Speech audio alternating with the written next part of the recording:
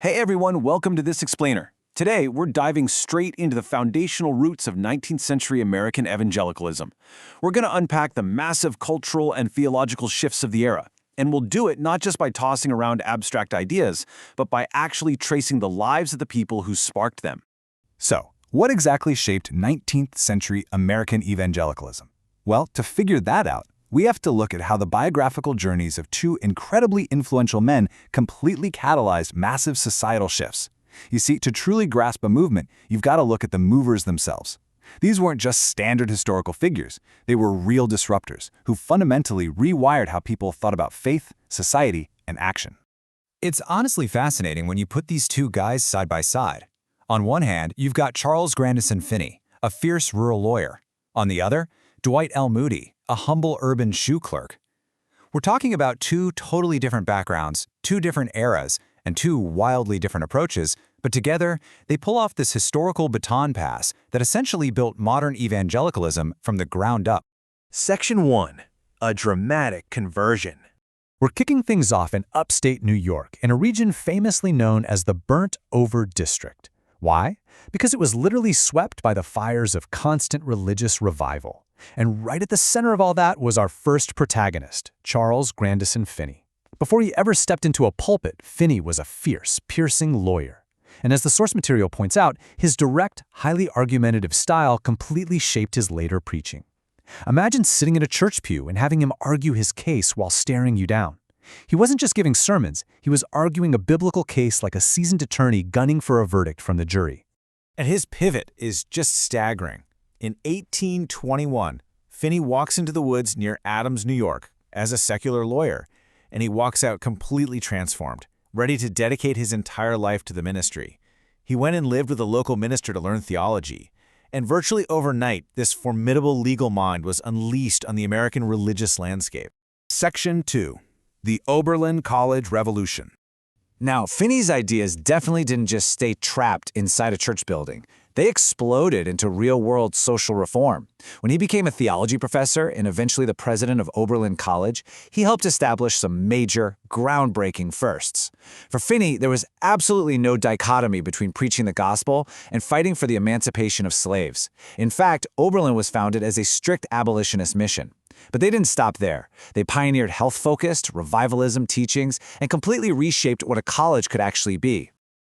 Just to give you an idea of how radical this was for the time, Oberlin was the very first coeducational college in America. Take Antoinette Brown, for example. She earned a theology degree from Oberlin and became a pioneering, ordained Unitarian minister. In an era where organized religion was very much a man's world, she broke right through, using her education to literally change history. Impartially reporting on the religious context of the time, Oberlin also strictly taught the Wesleyan doctrine of sanctification. Now, John Wesley had focused a lot on purity of heart, but Finney, he added a very specific twist. He framed sanctification as a secondary step after salvation that specifically empowered you for ministry. It meant the Holy Spirit was empowering the believer to go out, take action, and actually do the work of reforming society. Section 3. The New Measures. So Finney writes this absolute blockbuster of a book called Lectures on Revivals of Religion, and it completely upends traditional church practices. The massive objective theological shift here was moving away from the traditional Calvinist approach of just passively waiting for God's timing to send a revival. Instead, Finney leaned into the Arminian belief that humans actually have to manufacture the conditions for a revival to happen. It was a shift from, let's pray and wait, to, let's do our part to set the stage. To actually create those conditions, Finney rolled out what he called new measures. And honestly, they were pretty radical tactics. He leveraged his colloquial, lawyer-like language to preach for hours on end. He held protracted meetings at unseasonable hours, like right at noon, so urban factory workers could show up on their lunch breaks. He shockingly allowed women to pray aloud in public. He'd even call out specific, well-known local sinners by name right in the middle of a sermon. It was controversial, sure, but it was incredibly effective at grabbing a town's attention. Let me ask you something. If you think about modern church services today, does coming to the front of an auditorium to kneel and pray sound familiar? If you've ever watched a large gathering on TV or attended one yourself, you've almost certainly seen this. It feels like a total staple of modern evangelicalism, doesn't it? Well, that entire practice originates right here, with Finney's invention of the anxious bench. It was a real game changer. He basically took the front row pews, turned them entirely around, and created a mercy seat. He told people who were anxious about their souls to come forward and kneel, so trained workers could pray with them publicly. He fundamentally changed the physical architecture of how people respond to a message. Section 4. Societies and Social Reform.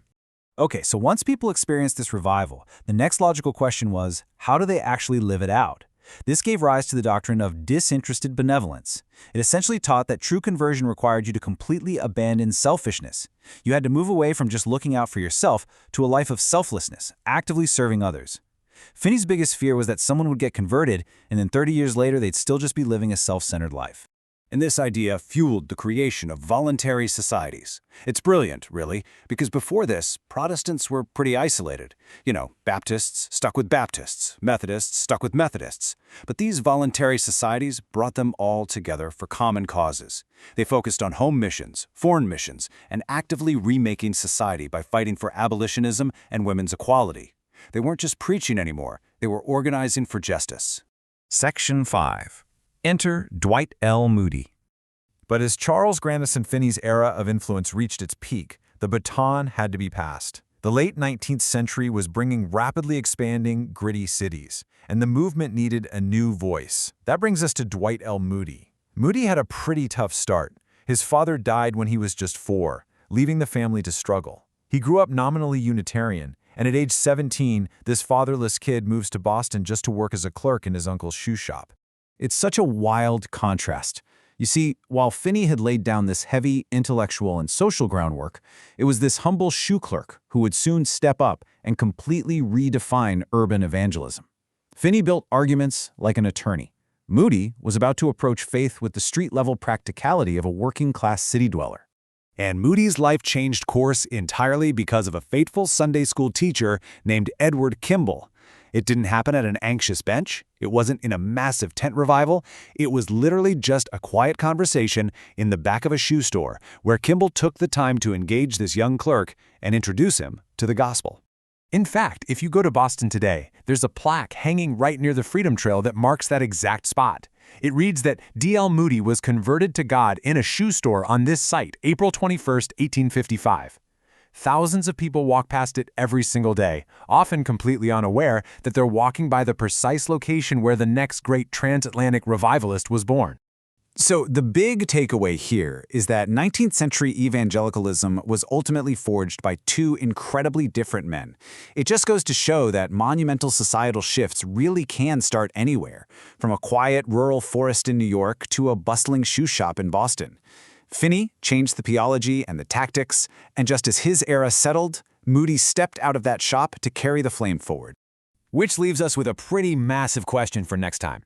How exactly is a fatherless shoe clerk going to take Finney's foundational revolution, scale it up for the industrial age, and change the world all over again? You're definitely not going to want to miss that. Thank you so much for joining me for this explainer, and I'll see you in the next one.